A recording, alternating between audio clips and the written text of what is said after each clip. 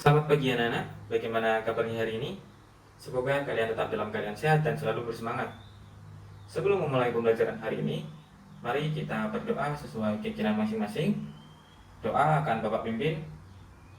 Doa dimulai. Selesai? Ya, terima kasih. Sebelumnya kita akan melakukan presensi terlebih dahulu. Untuk link absensi sudah Bapak berikan melalui kolom komentar. Silahkan kalian cek dan melakukan presensi. Ya, sudah ada 32 respon yang masuk. Berarti semua sudah hadir ya. Oke, terima kasih. Nah, sebelumnya Bapak ingin mengingat kembali mengenai pembelajaran di minggu lalu. Adakah yang masih mengingat minggu lalu kita membahas mengenai apa? Silahkan kalian jawab melalui kolom komentar. Ya, tepat sekali di Bajin. Minggu lalu kita telah membahas mengenai pencemaran lingkungan. Lantas, apa itu pencemaran lingkungan? Ya, tepat sekali Komarudin Sanan. Pencemaran lingkungan merupakan suatu kondisi di mana suatu energi, zat, makhluk hidup maupun residu lain masuk ke dalam suatu lingkungan sehingga akan merubah kondisi lingkungan tersebut. Nah, nantinya akan berdampak dapat positif maupun negatif. Nah, selanjutnya kita ketahui bahwa dalam pencemaran lingkungan terdapat 3 jenis pencemaran. Ada yang tahu apa saja pencemaran 3 jenis pencemaran tersebut? Ya, tepat sekali Komarudin Sanan bahwa terdapat pencemaran air, pencemaran tanah, dan pencemaran udara. Oke, selanjutnya Bapak akan menampilkan sebuah gambar. Sudah terlihat? Ya. Jadi, adakah yang tahu maksud dari gambar tersebut? Silakan kalian jawab melalui kolom komentar. Ya, Dibanding menjawab orang sedang mencuci baju. Ya, tepat sekali. Jadi gambar tersebut merupakan suatu kegiatan manusia sedang mencuci baju. Nah, sekarang coba kalian kaitkan gambar tersebut dengan materi yang telah kita pelajari. Ya, Komarudin Sanan menjawab, mencuci baju dapat mencemari lingkungan. Nah, mengapa dengan mencuci baju kok bisa mencemari lingkungan? Ada yang bisa menambahi? Ya, Kiki. Deterjen yang terbuang di sungai akan mengotori sungai tersebut. Ya, tepat sekali. Nah, dalam pembahasan ini menurut kalian komponen apa yang akan mengalami pencemaran? Coba yang tahu. Ya, kita air sungai. Ya, tepat sekali. Jadi air sungai akan terganggu, terutama pada bagian ekosistemnya, begitu ikan, tumbuhan, bahkan sampai manusia sendiri. Nah, jadi adakah yang tahu hari ini kita akan mempelajari mengenai apa? Ya, Komarudin, tepat sekali. Hari ini kita akan mempelajari mengenai pencemaran lingkungan pada perairan, atau bisa kita sebut pencemaran air untuk lebih singkatnya. Jadi hari ini kita akan belajar mengenai pencemaran air. Apa saja yang ingin kita pelajari? Nah, tadi kita tahu bahwa deterjen dapat membuat suatu sungai jadi tercemar. Maka deterjen bersifat sebagai, ada yang tahu? Ya, kita sebagai penyebab atau sebagai faktor. Nah, yang kedua, kita tahu ketika air tercemar akan banyak ikan mati atau tanaman akan layu, maka kita akan membahas apa ini? Tepat sekali Kiki, membahas dampak. Nah, selanjutnya bagaimana cara kita menanggulangi pencemaran air tersebut? Maka kita akan membahas mengenai, tepat sekali, penanggulangan. Ya, terima kasih Hikam. Menurut kalian, mengapa sih kita harus belajar mengenai pencemaran air? Ada yang tahu? Ya, Lintang? Tepat sekali Lintang.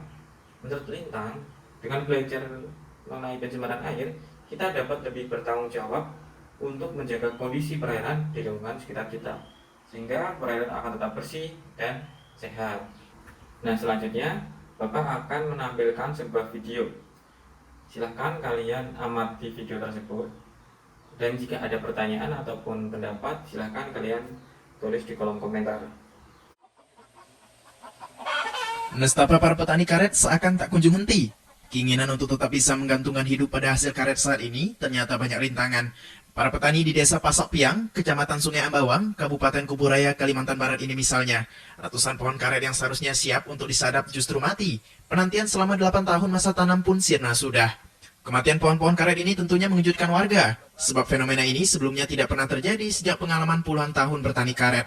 Kecurigaan warga pun tertuju pada aktivitas penanaman perkebunan sawit yang memang marak di desa mereka sejak beberapa tahun terakhir.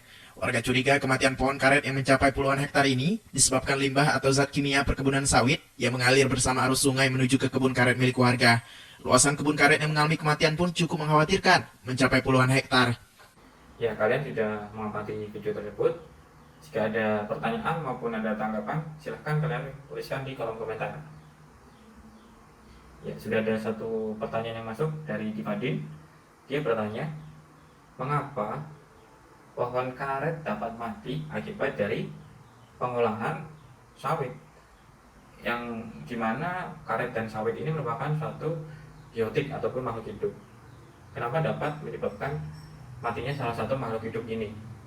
Mengapa? Ada yang bisa menjawab? Ya, Komarudin Sahlan mencoba menjawab.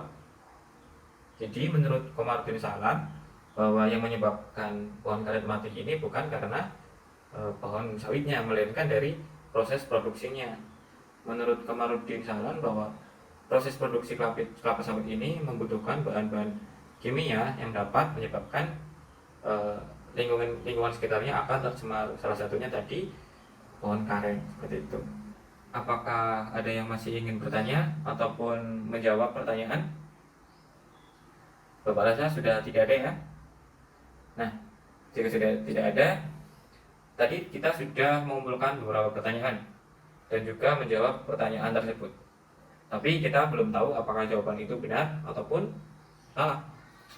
Untuk itu, untuk memperjelas jawaban dari pertanyaan teman-teman, Bapak ingin menugaskan kalian untuk melakukan analisa pencemaran air yang berada di sekitar kalian. Nah, Bapak sudah menyiapkan form untuk kalian isi. Nah, apakah sudah terlihat? Nah, nanti bentuknya akan seperti ini. Di situ terdapat judul, nanti kalian isi pencemaran air akibat apa. Nah, selanjutnya di situ ada penyebab atau faktor. Kalian isi faktor-faktor yang menyebabkan terjadinya pencemaran air di sekitar rumah kalian. Lalu ada dampak, ya dampak yang terjadi. Selanjutnya ada solusi ataupun penanggulangan. Nah, di sini kalian mengeksplor diri kalian, bagaimana cara mengatasi pencemaran air yang terjadi di lingkungan sekitar kalian. Oke, apakah ada yang ingin bertanya? Tidak ada ya? Jika tidak ada, Bapak berikan waktu sekitar 30 menit untuk kalian melakukan analisa. Nanti jika sudah, kita akan melakukan presentasi dan berdiskusi bersama. Apakah jelas? Nah, jika sudah jelas, silahkan kalian kerjakan 30 menit dari sekarang. Ya, waktunya sudah habis, sudah melewati 30 menit. Sekarang waktunya kita presentasi dan juga berdiskusi bersama. Setelah kita melakukan diskusi, ada yang bisa menyimpulkan? Ya, Lintang, silakan disimpulkan. Perkenalkan, nama saya Lintang Rahmayanti dengan nomor absen 25. Di sini saya akan menyampaikan mengenai kesimpulan pembelajaran hari ini tentang pencemaran air. Yang pertama ada faktor pencemaran air dibagi menjadi 3, yaitu limbah rumah tangga, limbah produksi, dan limbah pertanian. Dampak dari pencemaran air ini yaitu terganggunya organisme hewan, tumbuhan, dan manusia, serta menyebabkan penyakit pencernaan. Untuk pencegahannya itu bisa membuat tempat pengolahan limbah, mengurangi pemakaian deterjen, serta mengurangi pestisida untuk tanaman. Sekian kesimpulan yang saya buat.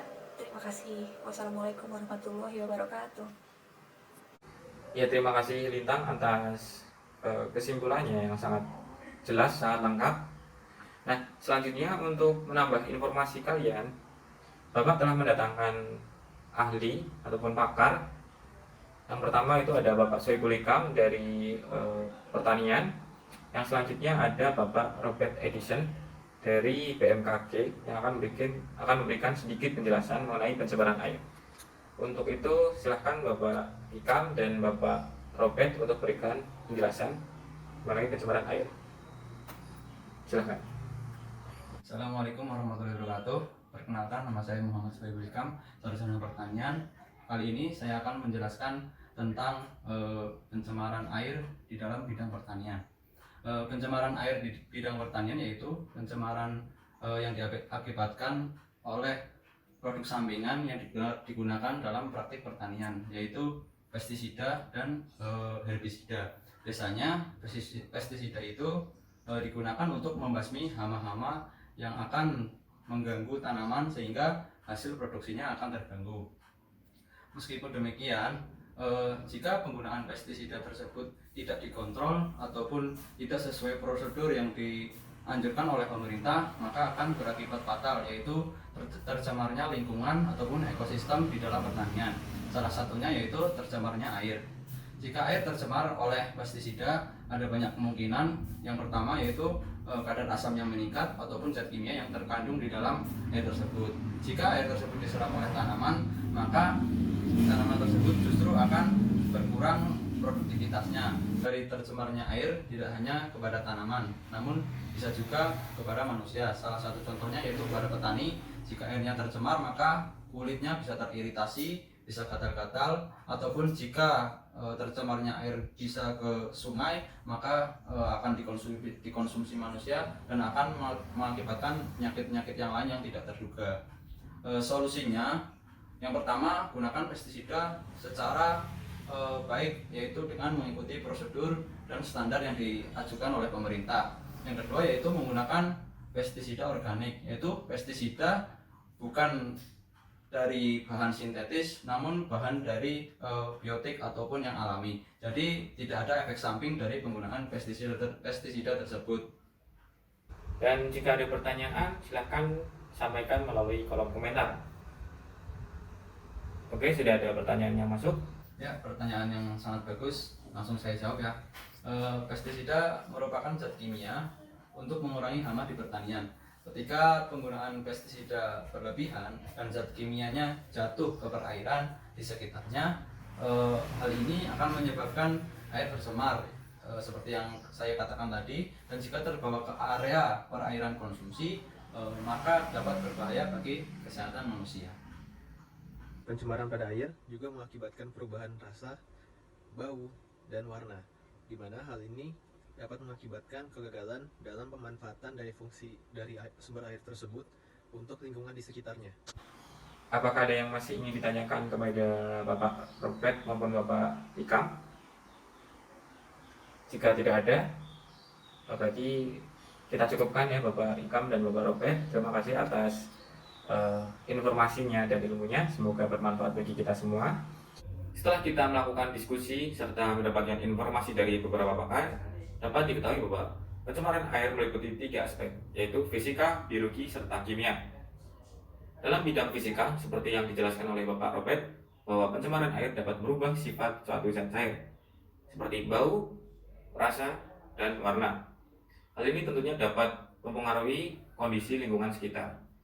Selanjutnya dalam bidang biologi, sudah disinggung oleh Bapak Ikam, bahwa air tercemar akan mengganggu suatu ekosistem karena dapat merusak kondisi lingkungan. Seperti jika terserap oleh tanaman, maka tanaman akan terganggu produktivitasnya. Selain itu juga akan berpengaruh terhadap kesehatan manusia, seperti kulit yang gatal dan juga terganggunya sistem pencernaan jika terkonsumsi oleh manusia. Selanjutnya dalam bidang kimia, dapat kita ketahui bahwa pencemaran air dapat berpengaruh pada tingkat pH perairan tersebut, dapat berupa asam maupun basa. Hal ini tentunya dapat mengakibatkan organisme yang tinggal di lingkungan tersebut menjadi tidak tahan sehingga akan mati. Selanjutnya dalam bahan pencemar air tersebut juga memiliki kandungan yang berbahaya bagi organisme. Contohnya pada deterjen yang mengandung natrium tripolifosfat. Kandungan ini sebenarnya tidak beracun bagi organisme hewan, namun dapat menyebabkan eutrofikasi yang berlebihan pada tumbuhan air, sehingga kadar oksigen di dalam air menjadi rendah. Nah, untuk bahan evaluasi hari ini, Bapak sudah menyiapkan pertanyaan di Google Form. Untuk linknya Bapak kirimkan di kolom komentar. Silahkan kalian kerjakan. Dan untuk tugas kalian, silahkan pelajari mengenai pencemaran udara. Kalian cari fenomena-fenomena yang terjadi di sekitar kalian mengenai pencemaran udara. Kita akan mempelajarinya di pertemuan berikutnya. Terima kasih atas pertemuan hari ini. Semoga ilmunya bermanfaat. Terima kasih.